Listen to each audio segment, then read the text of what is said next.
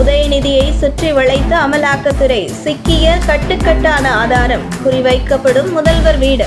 தமிழகத்தில் டாஸ்மாக் தலைமை அலுவலகம் மற்றும் மதுபான உற்பத்தி ஆலையின் அலுவலகங்களை குறிவைத்து தற்பொழுது நடந்து வரும் அமலாக்கத்துறை சோதனை என்பது அமைச்சர் செந்தில் பாலாஜியை குறிவைத்து தான் நடத்தப்படுகிறது என்று பரவலாக பேசப்பட்டு வரும் நிலையில் தற்போது அமலாக்கத்துறையின் குறி துணை முதலமைச்சர் உதயநிதி தான் என்கின்ற தகவலும் வெளியாகியுள்ளது.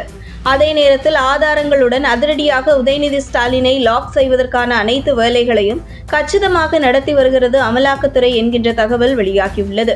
முதல்வர் மு.க. ஸ்டாலின் கடந்த 2006ஆம் ஆண்டு தேர்தலில் சட்டசபை தேர்தலில் போட்டியிடுவதற்காக வேட்புமனு தாக்கல் செய்த போது அதற்கு முந்தைய 5 வருட சொத்து கணக்கில் சுமார் 2.3 கோடி என்று கணக்கு காட்டப்பட்டிருந்தது. மு.க. ஸ்டாலின் தற்பொழுது குடியிருக்கும் சித்தரஞ்சன் சாலையில் அமைந்துள்ள அவருடைய வீடு அப்போது கணக்கில் காட்டப்படவில்லை.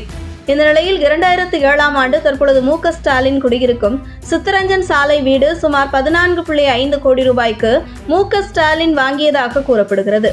ஆனால் இந்த வீடு வாங்குவதற்கு எப்படி பணம் வந்தது என்றால், உதயநிதி ஸ்டாலினும் சொந்தமான ஸ்னோ ஹவுசிங் பிரைவேட் லிமிடெட் என்கின்ற நிறுவனம் ஒன்று உள்ளது.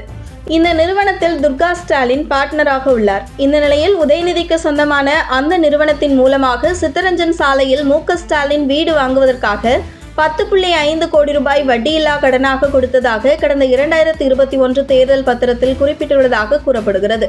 மேலும் தற்பொழுது அந்த ஸ்னோ ஹவுசிங் பிரைவேட் லிமிடெட் கம்பெனியிலிருந்து உதயநிதி ஸ்டாலின் வெளியாகி அதற்கு பதில் கிருத்திகா உதயநிதி அந்த நிறுவனத்தை நிர்வகித்து வருவதாக கூறப்படுகிறது.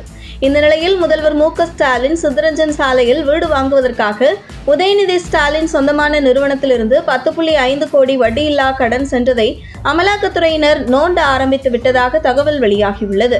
மேலும் உதயநிதியை பழைய பஞ்சாயத்தான அவர் வெளிநாட்டிலிருந்து உயர் ரக ஹம்மர் கார் வாங்கிய விவகாரத்தையும் தற்பொழுது அமலாக்கத்துறை நோண்ட ஆரம்பித்துள்ளதாக தகவல் வெளியாகியுள்ளது. அதாவது முறைகேடாக வெளிநாடுகளில் இருந்து இறக்குமதி செய்யப்படும் விலை உயர்ந்த கார்களை விற்பனை செய்யும் கேரளாவைச் சேர்ந்த ஒரு கார் டீலர் யாருக்கெல்லாம் அந்த காரை முறைகேடாக விற்பனை செய்தார் என்பதில் அதில் ஒரு கார் உதயநிதி ஸ்டாலினிடம் விற்பனை செய்ததாக அந்த கேரளாவைச் சேர்ந்த கார் டீலர் வாக்குமூலம் கொடுத்ததாக கூறப்படுகிறது.